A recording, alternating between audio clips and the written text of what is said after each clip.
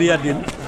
প্ৰতিক্ৰিয়াটো আজি হঠাৎ যোৱাকালি ৰাতি গুৰেশ্বৰ আমাৰ ব্লক আৰু আমাৰ জিলা সভাপতি ডাঙৰীয়াক আমি জনাইছিলোঁ যে প্ৰথমে গুৰেশ্বৰৰ পৰা আৰম্ভ কৰিম আৰু আমি একেবাৰে সময়মতে গুৰেশ্বৰৰ পৰা আৰম্ভ কৰিছোঁ।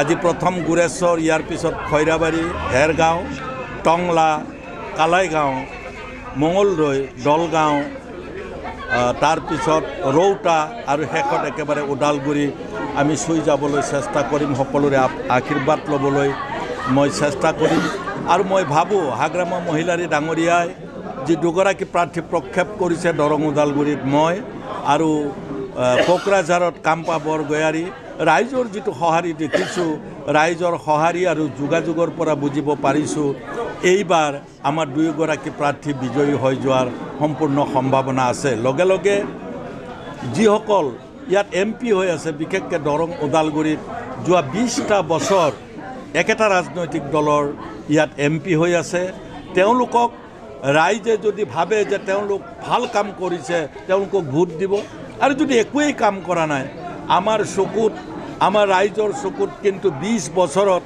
MP সকলৰ কোনো ধৰণৰ দেশত ল'বলগীয়া কোনো এটা তেওঁলোকে কাম কৰা আমি দেখিবলৈ নাপালোঁ, যাৰ কাৰণে সমগ্ৰ দৰং ওদালগুৰিৰ ৰাইজ কিন্তু ক্ষোভিত হৈ আছে।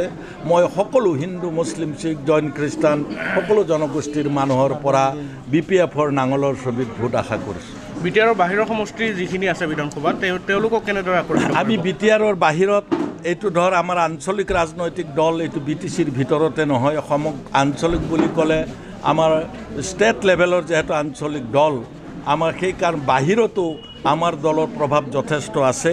ইতিমধ্যে বাহিৰত আপোনালোকে মিডিয়াটো দেখা পাইছে যে AIDFে তেওঁলোকে এটা অল্টাৰনেটিভ বিচাৰিছিল, যদিও আনুষ্ঠানিকভাৱে তেওঁলোকে ঘোষণা কৰা নাই, তেওঁলোকে আমাক সমৰ্থন দিয়া বাবেই আমি আজি তীব্ৰ প্ৰতিদ্বন্দ্বিতা কৰিব পাৰিম। AIDFৰ কৰ্মীসকলে যোগাযোগ কৰিছে।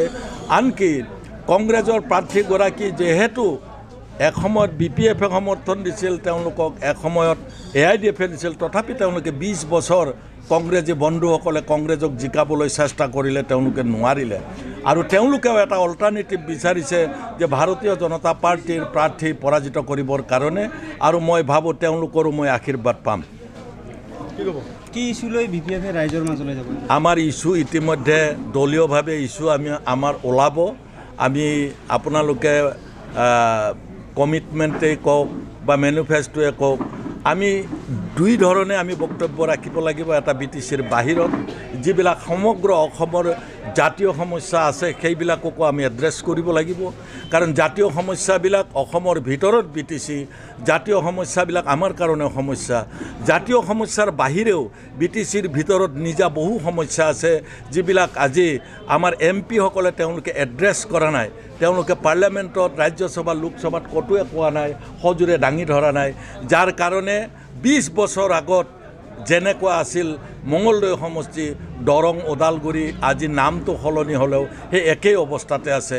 মই ভাবোঁ যে আমি প্ৰতিনিধি হৈ যোৱাৰ পিছত এটলিষ্ট আমি পাৰ্লিয়ামেণ্টত এইবিলাক এড্ৰেছ কৰিম, ৰাইজে নিজৰ চকুৰে নিজৰ কাণেৰে দেখিব আৰু শুনিবলৈ পাব।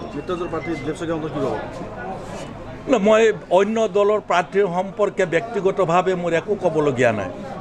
আমি আমাৰ পজিটিভ কথা ক'ম, BPF দলৰ পজিটিভ কথা ক'ম, আৰু ৰাইজে নিৰ্ণয় কৰিব তেওঁলোকে কি নিগেটিভ কাম কৰিছে, সেই ৰাজনৈতিক নেতা আৰু দলবিলাকে কি নিগেটিভ কাম কৰিছে তাৰ ওপৰতেই মই ভাবোঁ ৰাইজে বুজি পাব।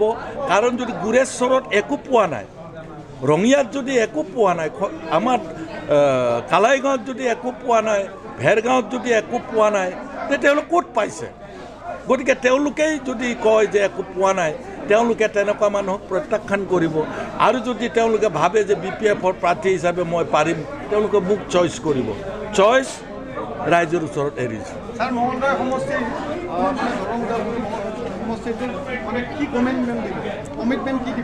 আমাৰ দলে মেনিফেষ্টো উলিয়াব, মেনিফেষ্টো উলিওৱা যথেষ্ট সময় আছে। ইলেকশ্যন ঘোষণা হৈছে, নমিনেশ্যন হ'ব, আৰু প্ৰাৰ্থীসকলৰ যেতিয়াই নমিনেশ্যন একচেপ্ট হ'ব তেতিয়া আমাৰ মেনিফেষ্টো ওলাব। অবভিয়াছলি আমি এই প্ৰথম দিনটোত কোনো ৰাজনৈতিক দলক বেয়াকৈ গালি পাৰিব খোজা নাই।